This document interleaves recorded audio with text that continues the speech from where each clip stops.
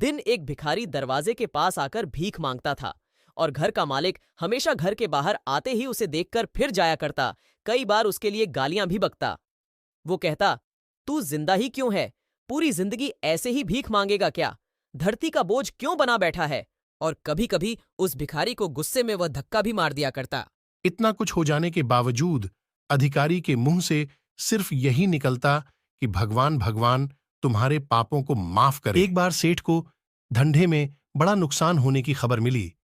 सेठ बहुत परेशान था कि तभी उसके दरवाजे पर वही भिखारी आया। गुस्से में अपना आपा खोते हुए सेठ ने उस भिखारी को पत्थर दे मारा। पत्थर लगने के कारण भिखारी का सर फूट गया और उसके सर से खून बहने लगा। फिर भी दर्द से कराहते हुए भिखारी ने इतना ही कहा, भगवान तुम्हारे पापा को माफ करे। भिखारी वहां से चला गया। सेठ सोच में पड़ गए। भिखारी को पत्थर मारा, फिर भी उसने सिर्फ प्रार्थना की। सेठ का गुस्सा शांत हुआ। शेर का मन शांत हुआ भिखारी का रहस्य जानने के लिए। सेठ ने भिखारी का पीछा करना शुरू कर दिया। भिखारी जहां जहां जाता सेठ उसके पीछे जाता। सेठ ने देखा कि कोई उसको खाना देता, कोई उसको मारता, कोई अपमानित करता तो कोई गाली देता। लोग भिखारी के साथ चाहे जैसा व्यवहार करते, लेकिन भिखारी सबके लिए एक ही प्रार्थना करता, भगवान तुम्हारे पाप माफ करें। अब रात होने को आई थी। भिखारी अपने घर जाने के लिए लौटा।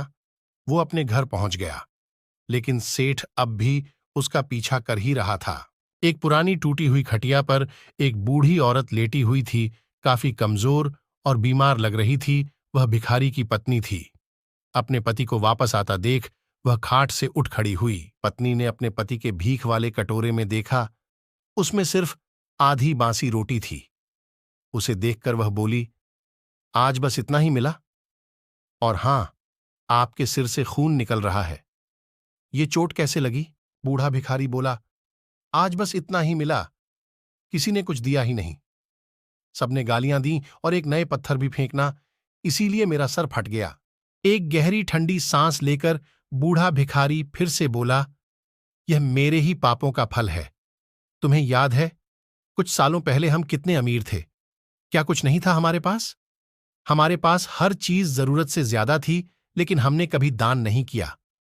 और उससे भी बुरा हमने उस अंधे भिखारी के साथ किया जो हमारे द्वार पर भीख मांगने आया करता था। बूढ़ी पत्नी की आंखों में आंसू आ गए। वह बोली, हां, हम उस बेचारे अंधे के साथ बहुत बुरा करते थे, उसका अपमान करते थे, उसे खाने के लिए रोटी की जगह कागज दिया करते, उसका मजाक उड़ाया करते और कभी कभी मारा भी करते। मैंने कभी उसको रास्ता नहीं दिखाए। एक बार मैंने उसके मुंह पर मिट्टी भी फेंकी थी और वह हमेशा दुखी होकर यही कहता कि भगवान तुम्हें तुम्हारे की सजा देगा, भगवान तुम्हारे पापों की सजा जरूर देगा। उसका श्राप सच हुआ और हम इस दुख भरी जिंदगी में आ गए। भिखारी बोला, हां, उसका श्राप सच हुआ, इसलिए मैं किसी को बद्दुआ नहीं देता। चाहे कोई मेरे साथ कैसा भी बर्ताव करे, मैं हमेशा उसके लिए प्रार्थना करता हूं। मैं नहीं चाहता कि कोई भी हमारे जैसे जिंदगी का अनुभव करे, किसी को भी हमारे जैसे दुखों का सामना करना पड़े। वो नहीं जानते कि वह कितना बड़ा पाप कर रहे हैं, इसलिए अनजाने में हुए पाप की ऐसी सजा किसी को भी मिले, मैं नहीं चाहता। सेठ वहीं पर छुपकर यह सारी बातें सुन रहा था। अब उसे सब कुछ समझ में आ गया था। भिखारी और उसकी पत्नी ने वह आधी रोटी मिल बांटकर खाएं और भगवान को धन्यवाद बोलकर सो गए।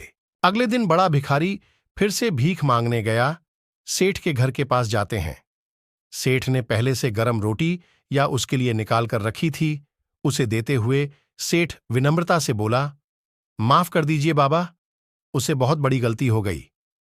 बूढ़ा भिखारी बोला, भगवान तेरा भला करे। इतना कहकर वह आगे निकल गया। इस कहानी से जो सीख लेने लायक है वह बड़ी ही सिंपल है कि आदमी चाहे किसी के बारे में बुरा कहे या भला करे, लेकिन भगवान सिर्फ कर्म के हिसाब से उसको फल देता है। क्या हुआ अगर भगवान नहीं दिखता है?